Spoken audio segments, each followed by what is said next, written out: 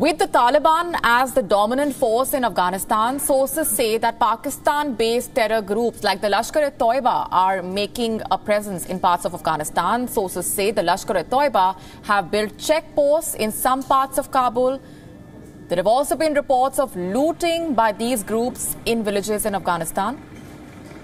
Sources also highlighting that Afghanistan could become the epicenter of Islamic radicalism. This development coming in days after the Taliban took over Kabul and declared that they would be forming what they call an Islamic Emirate in the near future. The Taliban, in turn, assuring that they would not be seeking retribution against former soldiers and members of the Western-backed government. They have also said that they do not want Afghanistan to be a battlefield any longer.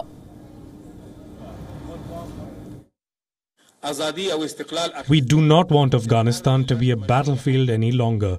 The war ended here after today.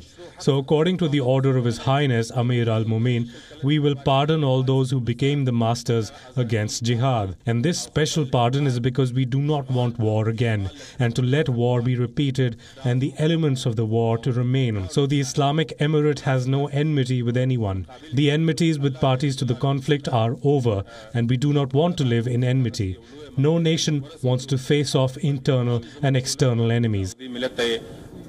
India on Monday said that if it was ensured that Afghan territory would not be used by any terror group, Afghanistan's neighbors and the entire region would feel safer.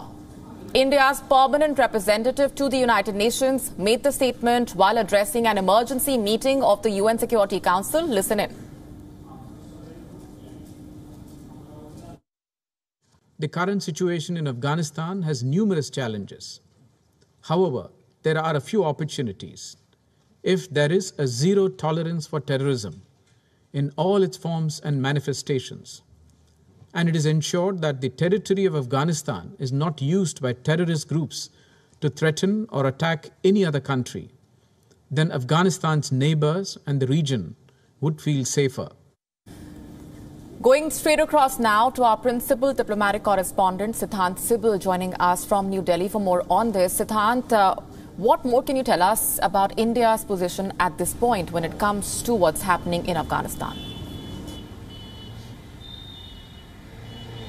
Well, India's position is wait and watch. India, of course, is looking forward to what happens next in Afghanistan because while Kabul has fallen to Taliban, we really do not know who is governing Afghanistan and Kabul, while Taliban is the dominating force in terms of the presence now. But if you look at what's happening, there is no semblance of government. Yes, the biggest focus of various foreign governments, including the Indian government, is evacuation. But who does one talks to is the big question. There is no government right now in Afghanistan. India, of course, when it comes to legitimacy, that is a question that will have to wait for some weeks or perhaps some months as well. So far, we have seen the Chinese trying to give feelers to Taliban. The Russians, of course, have been also talking. There have been no negative comments in terms of Taliban by the Russians as well.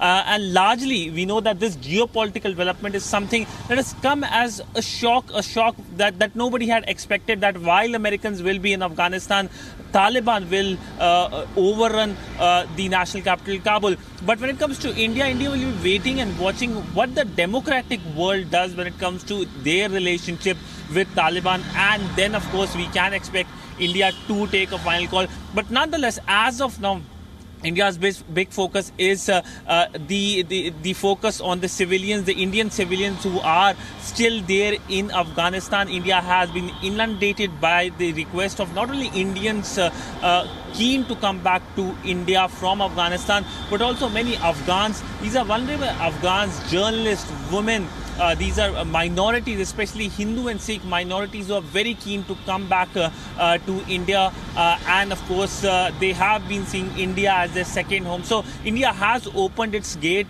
We know the Ministry of Home Affairs had just recently announced an e-visa system for Afghans. This is for the first time that an e-visa system has been announced for Afghanistan. And this e-visa system primarily will will give visas to Afghans, vulnerable Afghans, for a period of 6 months.